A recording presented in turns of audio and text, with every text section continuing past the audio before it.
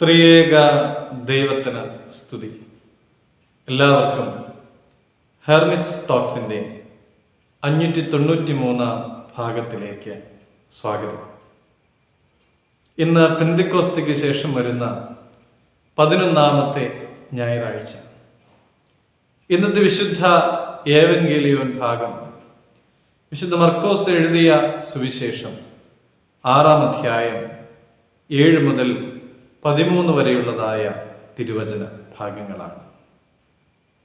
യേശു തമ്പുരാൻ 12 പേരെ അയക്കുന്നതാണ് ഈ വേദഭാഗത്ത് നമുക്ക് കാണുവാനായിട്ട് സാധിക്കുന്നത്. അവർക്ക് അശുദ്ധാത്മാക്കളുടെ മേൽ അധികാരം നൽകി. എന്നിട്ട് കർത്താവ് അവരോട് പറയുകയാണ്, നിങ്ങൾക്ക് ഒരു വസ്ത്രം ധരിക്കാം, ചെരുപ്പിടാം, കയ്യിലൊരു വടി കരുതാം. ഭക്ഷണമോ കാശോ ഒന്നും തന്നെ നിങ്ങൾ കരുതുവാനായിട്ട് പാടില്ല. നിങ്ങൾ ഏതെങ്കിലും ഒരു പ്രദേശത്ത് ഒരു വീട്ടിൽ ചെന്നാൽ ആ പ്രദേശം വിട്ട് പോകുന്നത് വരെ ആ വീട്ടിൽ തന്നെ പാർത്തുകൊള്ളണം. ഏതെങ്കിലും ഒരു വീട്ടിൽ നിങ്ങൾ സ്വീകരിക്കുന്നില്ല എങ്കിൽ മാത്രമാണ് മറ്റൊരു വീട്ടിലേക്ക് പോകുവാനായിട്ട് പാടുള്ളൂ. അങ്ങനെ അവർ പോയി മാനസാന്തരപ്പെടണമെന്ന് അനേകരോട് സുവിശേഷിച്ചു.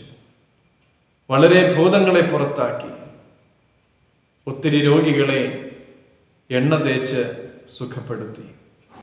നാളത്തെ ഉപജീവനത്തിനു വേണ്ടി ഓരോരുത്തരും തങ്ങൾക്ക് ആവശ്യമുള്ളത് സ്വരുക്കൂട്ടി വെക്കുമ്പോൾ യേശു തമ്പുരാൻ തൻ്റെ ശിഷ്യന്മാരോട് പറയുകയാണ്, നിങ്ങൾ ഭാണ്ഡമൊന്നും ഒരുക്കേണ്ട, നിങ്ങളൊന്നും ഒരുക്കി വെക്കേണ്ട. ഭക്ഷണമോ പണമോ ഒന്നും തന്നെ നിങ്ങൾ ഒരുക്കി വെക്കേണ്ട. നിങ്ങൾ ഇട്ടിരിക്കുന്ന വസ്ത്രം മതി, ആ ചെരുപ്പ് തന്നെ മതി. വേണമെങ്കിൽ ഒരു വടി കയ്യിൽ കരുതിക്കോ.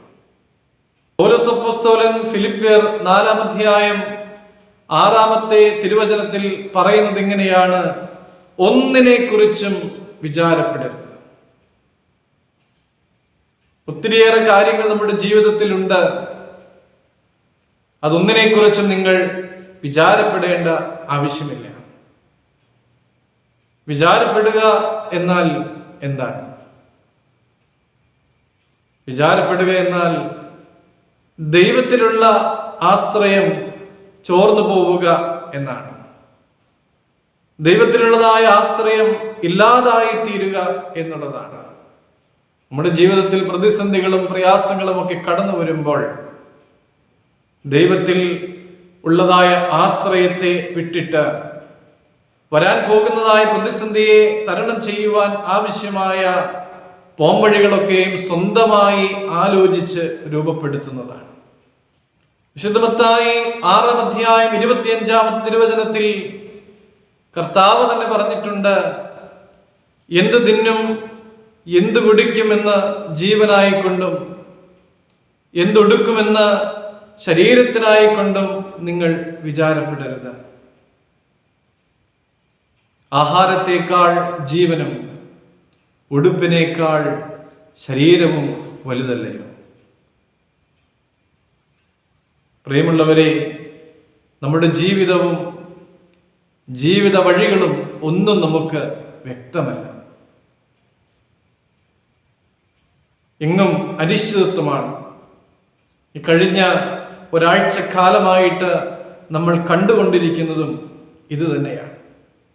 നമ്മുടെ മക്കളെ ഒന്ന് നോക്കിക്കേ.